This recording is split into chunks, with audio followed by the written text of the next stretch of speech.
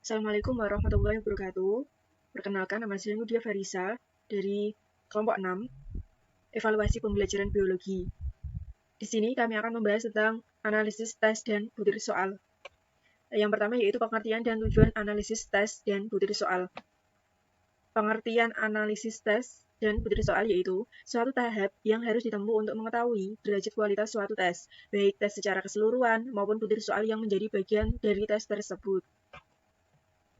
Selanjutnya yaitu ada tujuan analisis kualitas tes dan butir soal. Nah, yang pertama yaitu menentukan kualitas soal yang baik, cukup baik dan tidak baik.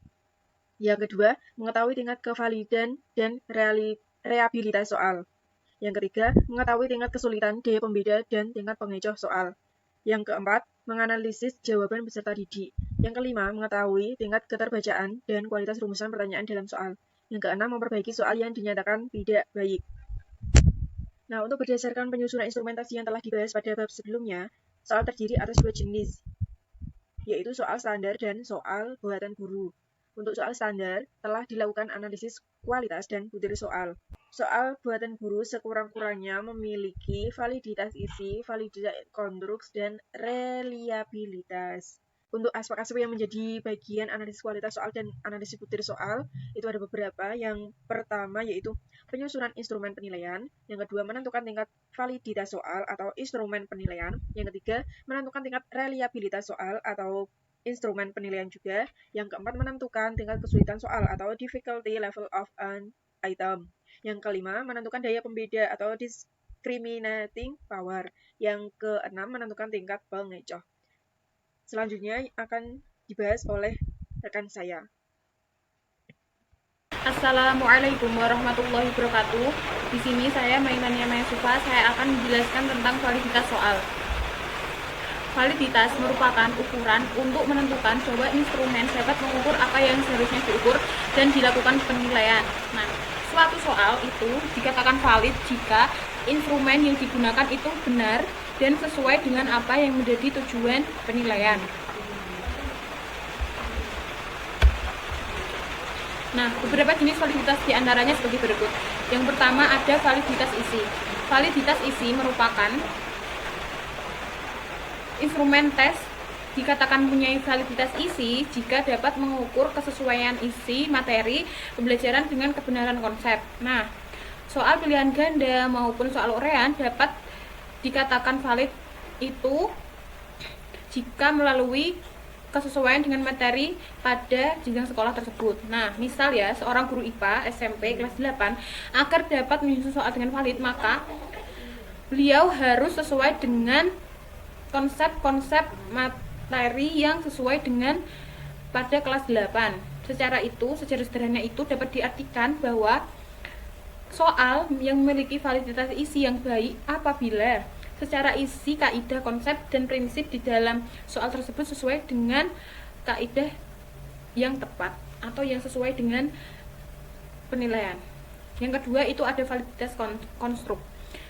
Sebuah tes memiliki validitas konstruk apabila butir soal dapat mengukur aspek berpikir peserta didik yang tertulis pada suatu kompetensi dasar atau tujuan pembelajaran. Instrumen soal dianalisis kesesuaiannya dengan kompetensi pembelajaran atau tujuan pembelajaran. Nah, misalnya seorang guru bidang IPA jika memberikan soal kepada siswanya, soal ulangan, itu harus sesuai dengan kompetensi dan tujuan pembelajaran yang ada. Nah, suatu soal diartikan memiliki validitas konstruk yang baik apabila soal tersebut sesuai dengan tujuan pembelajaran atau kompetensi yang menjadi acuan. Nah, yang ketiga ada validitas prediksi.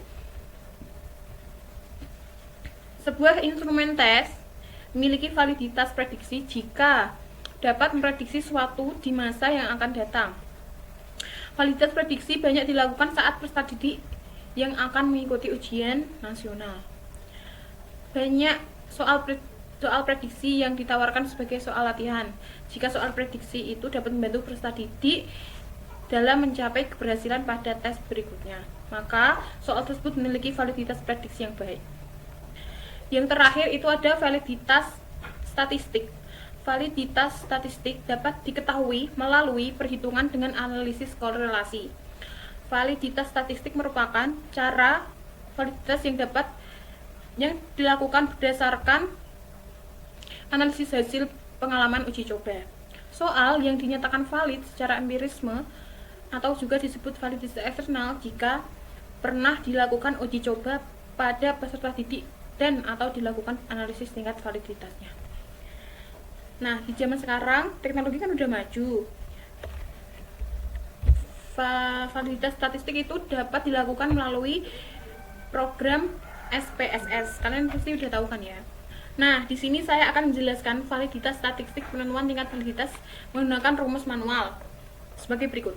Yang pertama ada korelasi produk momen dengan simpangan. Nah, rumusnya itu RXY sama dengan sigma XY per akar sigma X kuadrat dikali dengan sigma Y kuadrat.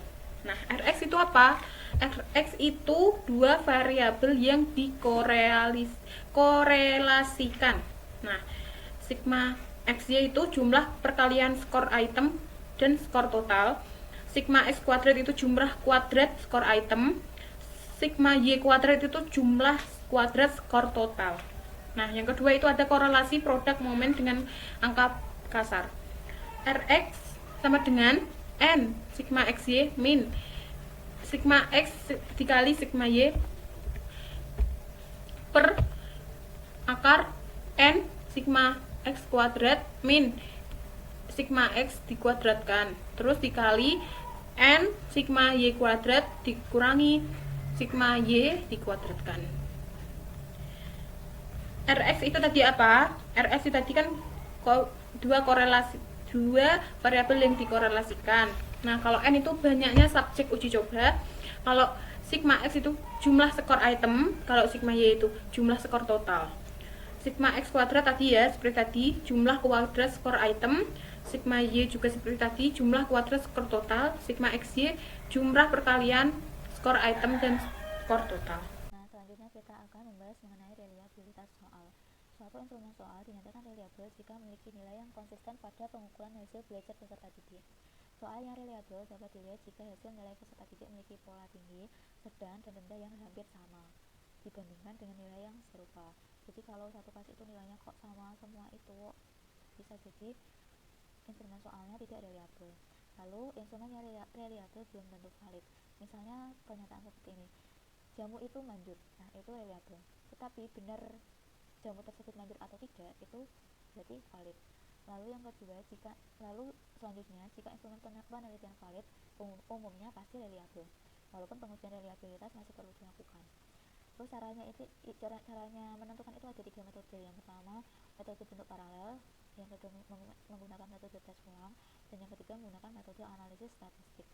Yang pertama menggunakan metode bentuk paralel. Ini dilakukan dengan menyetikan dua jenis instrumen dengan format urutan yang berbeda, namun secara isi hampir sama. Bisa dilihat di tabel itu, kalau metode bentuk paralel itu bergantung pada pola umum hasil nilai menaik atau menurun begitu. Terus keunggulannya itu waktu pengambilan instrumen dapat dilakukan secara bersamaan. Yang kedua, metode tes ulang. Nah, misal pada hari ini kita berikan tes, terus besok atau 2 hari atau 3 hari setelahnya itu kita beri tes lagi, setelah itu hasilnya dianalisis. Terus kekurangannya itu membutuhkan waktu 2 kali atau lebih dalam pengambilan data. Lalu selanjutnya ada metode analisis statistik. Ini menggunakan 4 rumus. Bisa menggunakan 4 rumus. Yang pertama rumus Kutil dan Richardson, ini ada 2, KR20 dan KR21. Lalu selanjutnya ada rumus Spearman-Brown, dan yang terakhir ada rumus alpha. Yang menggunakan rumus Kutil dan Richardson, ini ada 2 rumus, KR20 dan KR21. Kalau KR20 itu rumusnya R11 sama dengan N per N-1 dikali S kuadrat dikurangi sigma PTY per S kuadrat. Di sini menggunakan standar deviasi dari tes. Kalau KR21 itu menggunakan rata skor total dan standar deviasi total. Rumusnya N per N-1 dikali 1 dikurangi M dikurangi dalam kurung N min M per N ST kuadrat. N itu rata skor total dan ST kuadrat itu standar deviasi total. Lalu hasilnya itu dibandingkan dengan tabel yang kanan itu. Kalau hasilnya berarti di antara 0,00 sampai 0,20 berarti kriterianya sangat rendah, dan seterusnya seperti itu. Lalu rumus Spearman-Brown. Nah, rumus Spearman-Brown ini disebut juga metode belah 2 atau split half method. Nah, ini bisa menggunakan dua cara, membelah nomor soal genap dan ganjil atau membelah nomor soal awal dan akhir. Rumusnya R11 sama dengan 2 kali R setengah setengah per 1 plus R setengah setengah. R setengah setengah itu RXE itu loh. Nah, jika hasilnya positif itu diinterpretasikan dengan indeks reliabilitas yang tadi, yang dalam tabel tadi. Kalau hasilnya negatif, menunjukkan tesnya itu tidak reliable. Lalu yang terakhir ada rumus alpha. Nah, rumus alpha ini digunakan khusus untuk mengukur reliabilitas soal dalam bentuk esai yang memiliki skala penilaian jawaban. Harapannya yang pertama menentukan gradien penilaian setiap nomor soal. Jadi misal kita punya 5 soal esai. Nah, setiap soal itu memiliki nilai 0 sampai 10 atau 0 sampai 5. Nah, itu terserah kita. Lalu menghitung koefisien korelasi dengan menggunakan rumus alfa. Rumus alfa di sini adalah R11 sama dengan N per N-1 dikali 1 dikurangi sigma varians total per varians total. Nah, di sini rumus alfa itu menggunakan varians total. Kalau tadi kan menggunakan rata sama standar deviasi. Nah, di sini varians total bisa dicari dari sigma X dikurangi sigma X kuadrat per N dibagi N. Selanjutnya mengenai analisis kualitas butir soal pilihan ganda. Jadi sudah dijelaskan mengenai kualitas soal yang baik itu memiliki validitas dan reliabilitas yang tinggi. Nah, pada soal pilihan ganda, selain memiliki validitas dan reliabilitas yang tinggi, soal juga harus memiliki kualitas per item soalnya. Salah satunya pada pilihan ganda ini meliputi tingkat kesulitan, daya pembeda, dan juga tingkat pengecoh. Yang pertama, tingkat kesulitan atau tingkat kesukaran. Nah, keseimbangan tingkat kesulitan ini mengacu pada kurva normal, yaitu 25% mudah, 50% sedang, dan 25% sulit. Artinya, soal yang baik itu memiliki tingkat kesulitan yang sedang. Sedangkan kalau untuk menseleksi olimpiade, itu bisa menggunakan soal yang kriterianya itu tingkat kesulitannya itu sulit. Mengapa kok kita menggunakan soal yang tingkat kesulitannya itu sedang? Karena kalau terlalu mudah nanti siswanya juga tidak dapat mencapai berpikir tingkat tinggi. Tapi kalau terlalu sulit, siswanya juga dapat menyebabkan putus asa dalam mengerjakan soalnya. Jadi, soal yang baik itu adalah soal yang tingkat kesulitannya itu sedang. Nah, cara mengetahui soal tersebut itu sedang atau tidaknya, itu dengan menggunakan rumus tersebut atau indeks kesulitan, didapat dari banyaknya peserta didik yang menjawab benar dengan dibagi jumlah peserta didik atau peserta tesnya.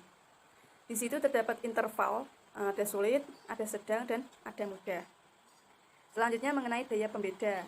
Nah, di daya pembeda ini itu memiliki fungsi yaitu untuk mengetahui seberapa jauh kemampuan atau seberapa jauh setiap butir soal itu dapat membedakan kemampuan siswanya. Daya pembeda itu dinyatakan dalam bentuk proporsi.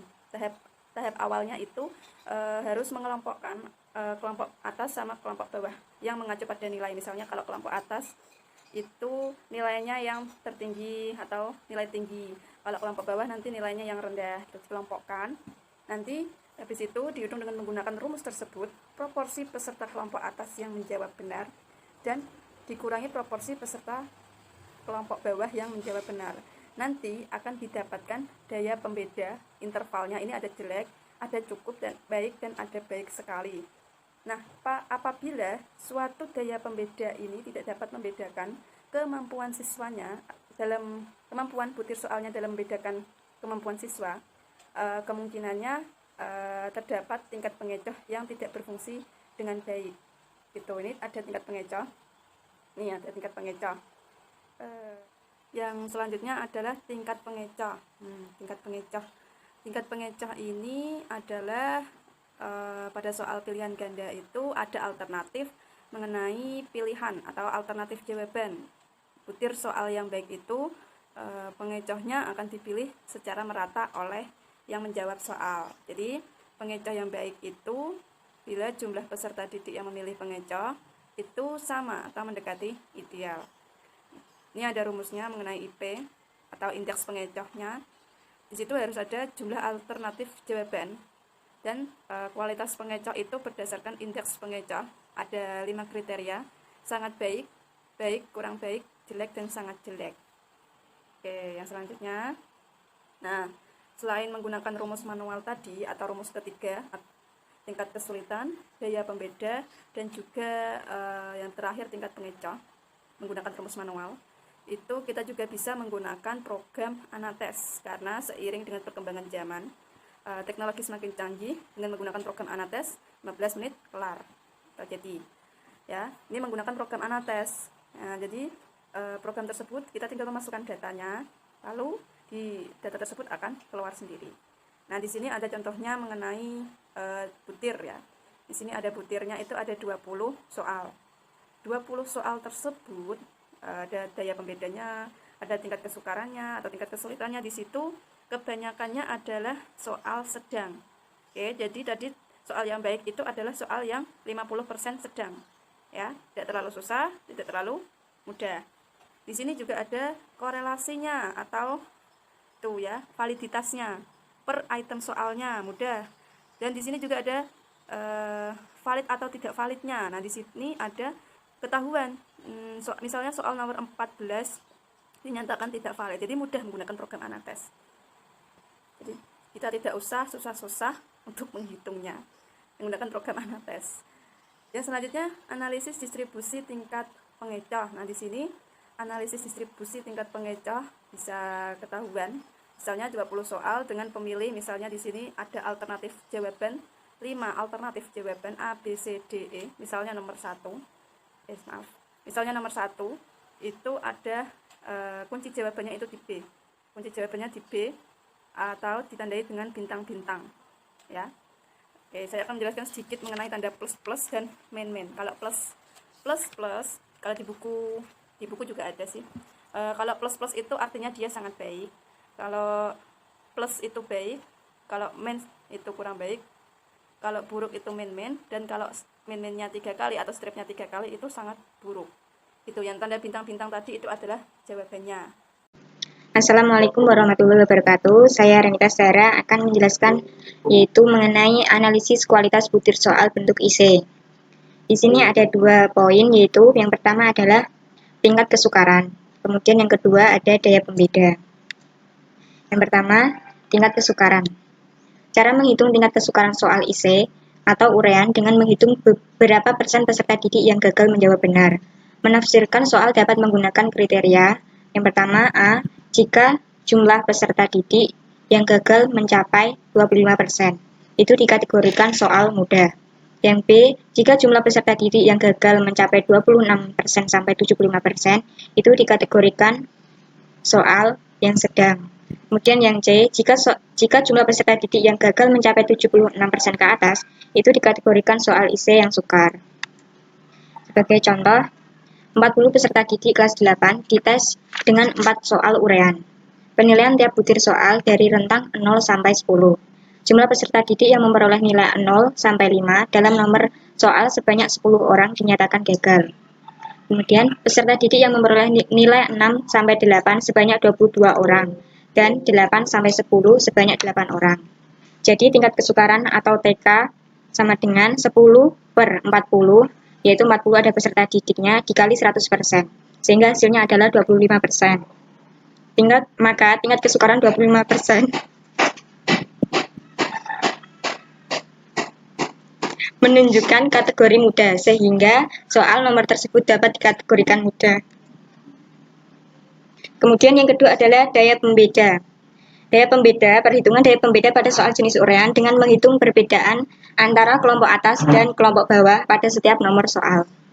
Hasil belajar peserta didik dibagi ke dalam 2 kelompok berdasarkan nilai atas dan nilai bawah, yaitu dengan rumus T X1, rata-rata X1, dikurangi rata-rata X2, diseper akar kurung buka sigma X1 kuadrat ditambah sigma X2 kuadrat, dibagi N kurung buka N-1 kurung tutup, yaitu dengan keterangan X1 yaitu adalah rata-rata kelompok atas, X2 adalah rata-rata kelompok bawah, dan sigma X1 kuadrat yaitu jumlah kuadrat deviasi individual dari kelompok atas, dan sigma X yaitu jumlah kuadrat deviasi individual dari kelompok bawah, dengan N yaitu jumlah sampel yang diperoleh dari 27% dan jumlah keseluruhan peserta didiknya. Kemudian, perkembangan analisis kualitas butir soal IC tidak hanya menggunakan rumus manual seperti tadi ya. Nah, ini ada rumus yang kedua yaitu program Anates. Berdasarkan analisis butir soal pada program Anates 8.1 ini menunjukkan validitas sebesar 0,91 dan reliabilitas 0,95. Keduanya menunjukkan keterangan sangat tinggi. Secara keseluruhan, item soal juga dinyatakan valid karena lebih besar dari angka 0,30. Daya pembeda antara interpretasikan baik dan hal tersebut memberikan arti bahwa dalam satu nomor, jika dinyatakan baik, maka soal tersebut dapat membedakan kelompok peserta didik yang memperoleh nilai tinggi dan rendah atau kelompok atas dan kelompok bawah. Sekian penjelasan dari kelompok 6. Kurang lebihnya mohon maaf. Wassalamualaikum warahmatullahi wabarakatuh.